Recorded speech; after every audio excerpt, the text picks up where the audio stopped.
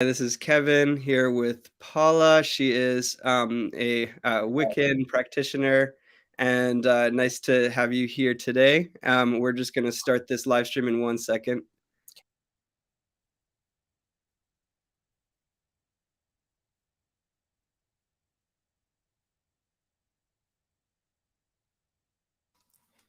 Okay. Hi, Paula. Nice to see you. Hi. It's nice talking to you again.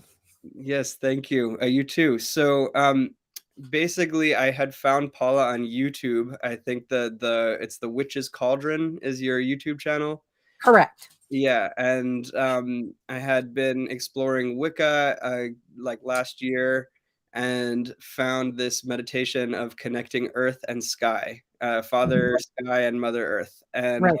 I now that we're working on the Earth issue of Meditation Magazine, um, that meditation really came to mind, and it really it stuck out in my mind because it was so beautiful, just connecting the energy of the sky and the energy of the earth through your body, Mm-hmm.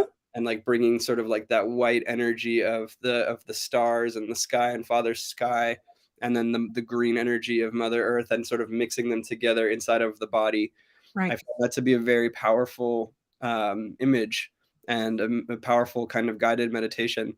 So I just wanted to talk to you about like Wicca and meditation and Mother Earth, and kind of like get a Wiccan's perspective. So one thing I wanted to know is where did you find that meditation? Did you make that up? Is that something like that you found somewhere like before? Like where did that meditation come from? That meditation I have actually been doing since I found Wicca. Uh-huh. And that is a meditation that I learned in my level 1 training, my 101, my Wicca 101 training. Mm-hmm. That I learned from my tradition of the Witches Circle in Occoquan, Virginia. And that is my all-time favorite meditation because it is so beautiful, connecting the energy of Father Sky and Mother Earth, and then centering it in your heart and putting it there for you to call on at any time. Uh, Wiccans are very big into what we call grounding and centering. In other words, before we let our emotions get too far out of whack, we can ground and center real quick. That's like, a 5 or 6 minute meditation. And it takes, uh-oh, I lost you. No, it's okay. Oh, you're back. It's been yeah, I'm gonna um, make it bigger. yeah, the meditation is, very easy to do, and it keeps you from getting too out of kilter one way. I like to try and stay in the more positive frequencies and not entertain those negative and low frequency energies, and that meditation is one that absolutely keeps me from getting too far out of whack. Yeah, that's cool. So, oh, hang on. I want to try to. There we go. Okay, that's cool. So, okay, that's cool. So, how did you get into Wicca in the first place? Like, what brought you to it? It's kind of a circuitous route. Um, I was going through a really nasty, contentious divorce, Hmm, and I was raised primitive Baptist. hmm, And that was the one time in my life where my faith failed me, and it failed me hard. hmm. And it just so happened that I happened to get bit by a dog and I got septic. Well, And my son's girlfriend had just started into Wicca, and she was talking to me about it, and Yule, her Christmas, was right around the corner. hmm, So I did some research because I wanted to get her some gifts because she helped me out tremendously when I was one-handed for months because I had a installed IV line in my arm. well, And when I started reading about it, it really spoke to me. I'm from Southern West Virginia, so I'm from a very poor part of the United States. And a lot of what Wicca is based on are things that we did when I was young. hmm, In other words, connecting with earth, working the land. hmm, We had, my grandmother had a 73-acre farm and orchards and everything. So everything that we did and a lot of what we called superstitions were based in like pagan Hmm. and now Wiccan principles. So it just ended up speaking to me, and I haven't looked back since. Well, that's cool. Is was your grandmother kind of from the sort of Irish or like somewhere up there in like northwestern Europe, where she Well, kind of had that yeah, pagan or Wiccan or Celtic background in some way? we're Scots Irish, Hmm. Irish, Welsh, English, Scandinavian, and German Hmm. is what my and a little Native American Uh, thrown in for good measure back in the early 1700s. hmm. Um, because my family's been here since 1636, Wow. Jamestown. Yeah. So, So you do have some of that history. So maybe that came from there. Maybe the like your grandmother's like you were calling them superstitions mhm. came from that sort of Wiccan tradition from her ancestors.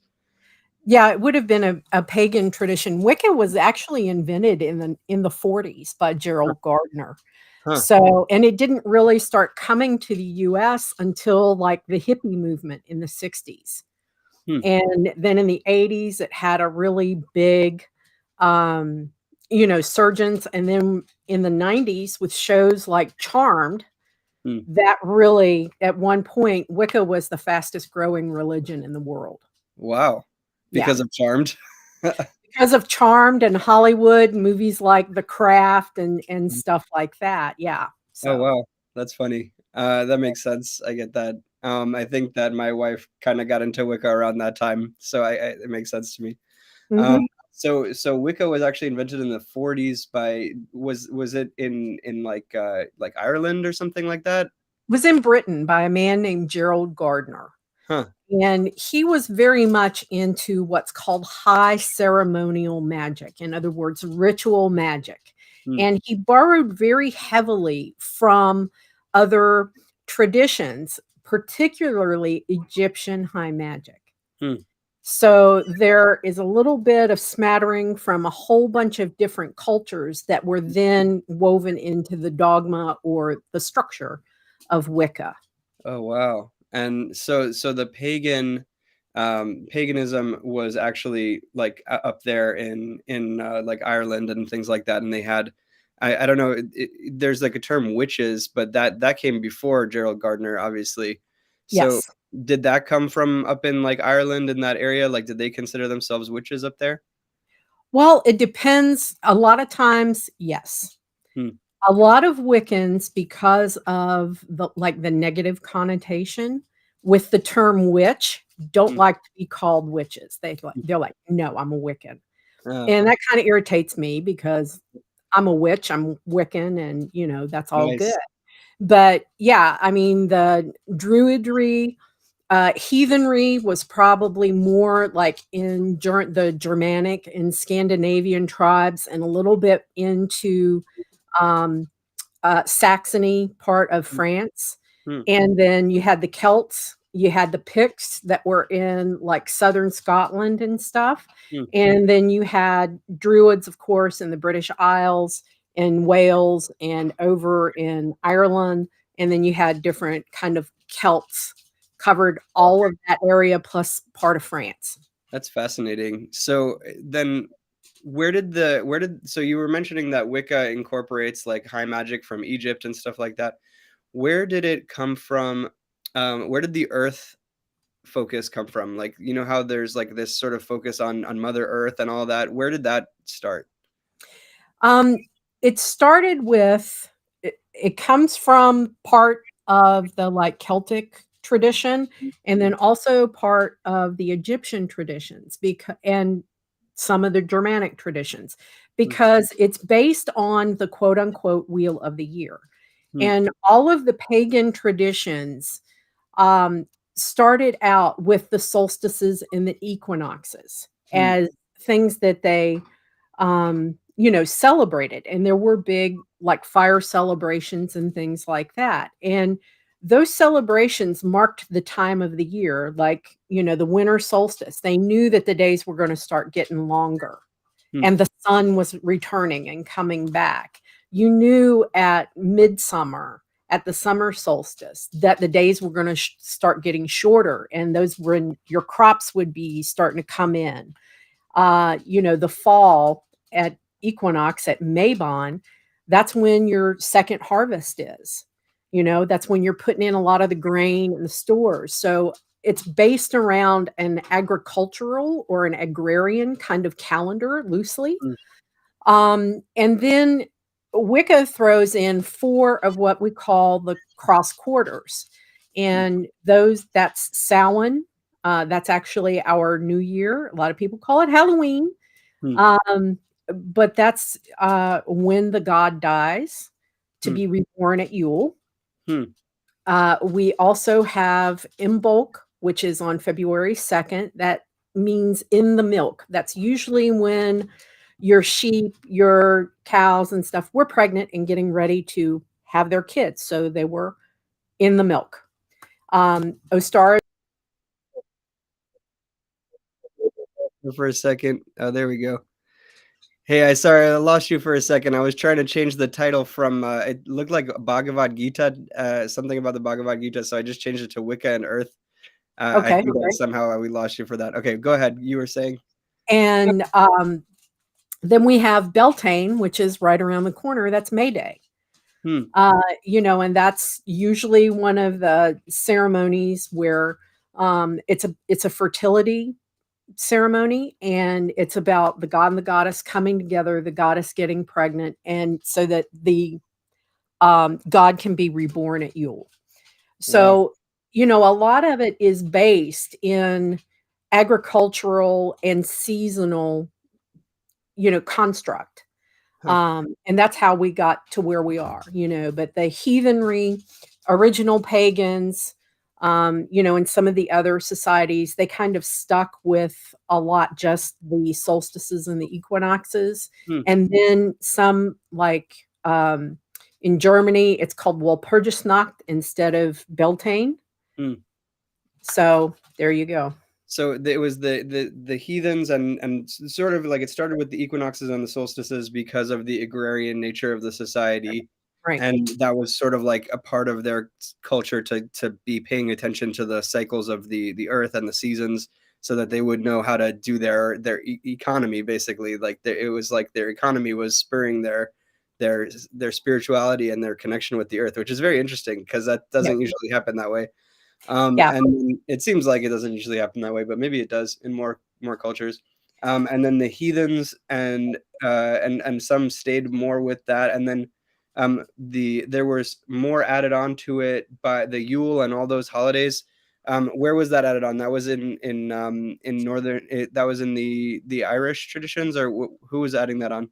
Not necessarily like what the Celts Hmm. celebrated as Beltane is Hmm. called Walpurgisnacht in Germany and Oh. in Scandinavian. Hmm. But it's like a fertility. May 1st is usually when you had started your seedlings back in February and Hmm. you started transplanting your seedlings out into your gardens Hmm. for larger harvest. And so by then, the ground wasn't frozen in Scandinavia as much. You could plow, you could plant Hmm. your seeds, and then, Huh.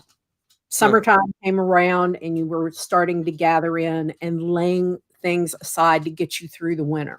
It's interesting that that there in that Western European sort of region, that there was this deep spirituality that was developing out of really, like you were saying, the agrarian society, which sort of people had to pay attention to these times of year, and then figure out when they were going to plow and things like that, based on the cycles of the earth and the sun, and they sort of became it became like a spiritual thing. And Mhm. it's interesting to me that part of the world, like that part of Europe, ended up sort of getting detached when I guess it was Christianity came through, getting detached from the sort of the earth-based religions, and getting more into like the I don't know what you would call it, like a history-based religion, where it was sort of based on, oh, this happened on this day in the past, and this happened on that day in the past. So those are the days that we're going to celebrate, rather than the cycles of the earth. Yeah, because it was in, ancient societies, it was very common to make sacrifices, Mm, to the gods mm, so that they would look favorably upon you and your family mm, and make sure that you had a bountiful harvest, et cetera, et cetera, et cetera. mm. Um, because it was literally a matter, your crops and your animals and the things that you had were literally a matter of life and death back then. Mm. So So, what did they sacrifice? Like animal sacrifices, that type of thing? it depends. Some of them were human sacrifices. Wow. So there were some, like for some things, Druids and the Celts and like the Vikings Mm, would make human sacrifices, and it was like a great honor to either be chosen or volunteer to be sacrificed, because you would be looked on and be invited, to the halls of the gods. wow. That's it's interesting that that human sacrifices evolved there and in South America, with the Mayans, and I think it was the Mayans. Um, Well, I wow. mean, even in Judeo-Christian, if you remember, Mm, um, Abraham was going to sacrifice his only son. mm, yeah, And the angel came down and stopped him just before he cut Isaac's throat. yeah. Wow. Yeah, that's crazy. Huh. I wonder, it's a very like dark thing to have evolved in so many different places It in is. human It civilization. is. But there's a common thread Mm, through it all. Even early Christian church, they still entertained and allowed for some of the pagan celebrations, because they knew if they took everything away and said, mm, no, you can't celebrate the solstices, you can't do this and that, mm. that they would not be able to convert people the way that they did. The early church still allowed the pagan celebrations, especially the solstices and the equinoxes. Hmm. But did they still allow the sacrifices, or they stopped that? That kind of fell out of fashion. Yeah. All right, You that's know, that's good. yeah. So, but the earth-based religion is sort of it got taken over in that area of the world by the Christian religions and the history-based religions. But I guess there are still some celebrations, like Christmas is kind of centered around basically around the winter solstice. I don't know if is Mhm. do you think is that influenced by that?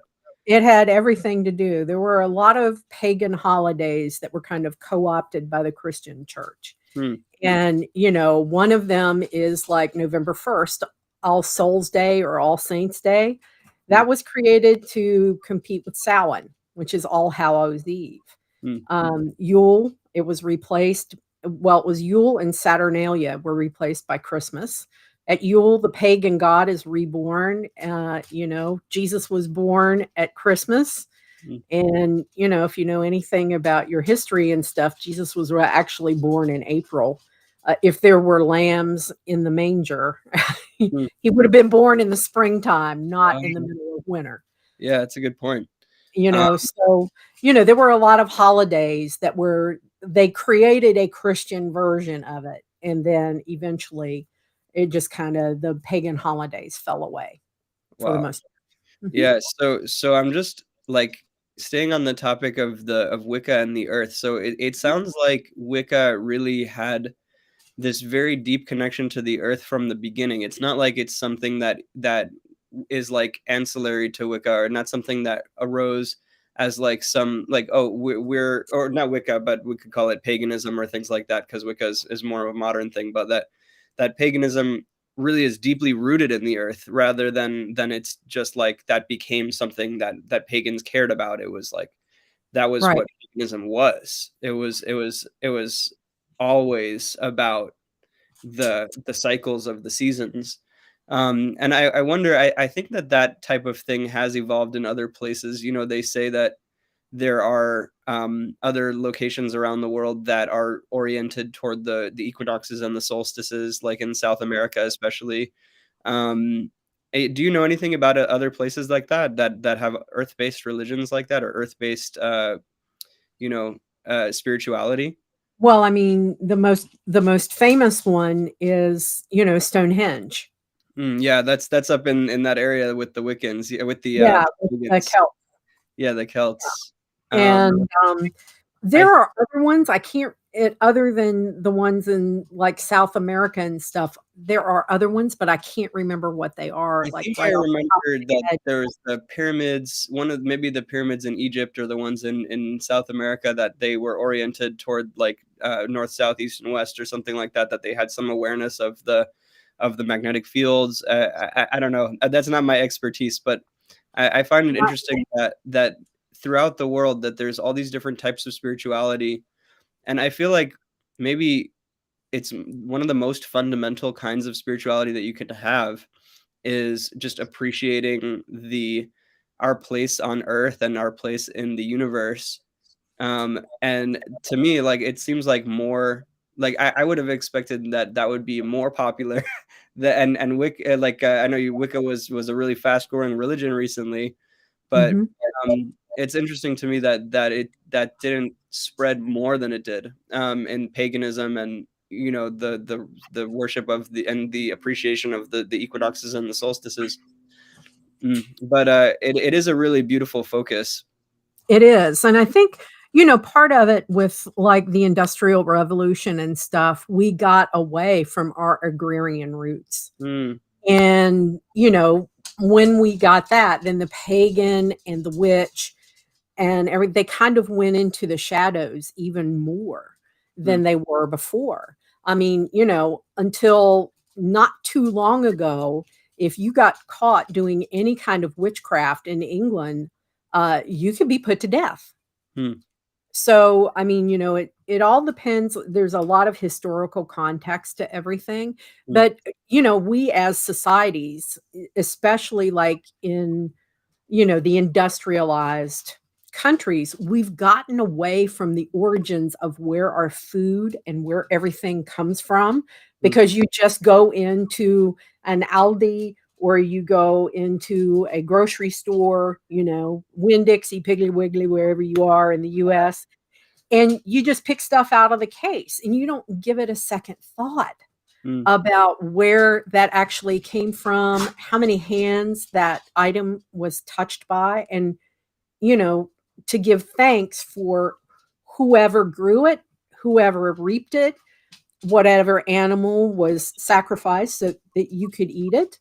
mm, So we've really lost touch from where our food came from. And I think there's a resurgence going on now within, and a resurgence in spirituality, in connecting with earth, in remembering where our food came from, shying away from stuff that's been genetically modified, and getting back to heirloom seeds and farm to table and seasonal availability. We're all becoming a little bit more conscious again of where our food comes from. mm, And I think that that helps us all a lot to really appreciate what a wonderful ecosphere we have in the earth. And that's why there's such a big trend now in movement to try and reduce carbon emissions and to preserve what we've got and to make sure that we take care, and that we're more eco-friendly. mm. Yeah, I feel like if Wicca, or if paganism had thrived more, we probably would be living in a healthier planet right now.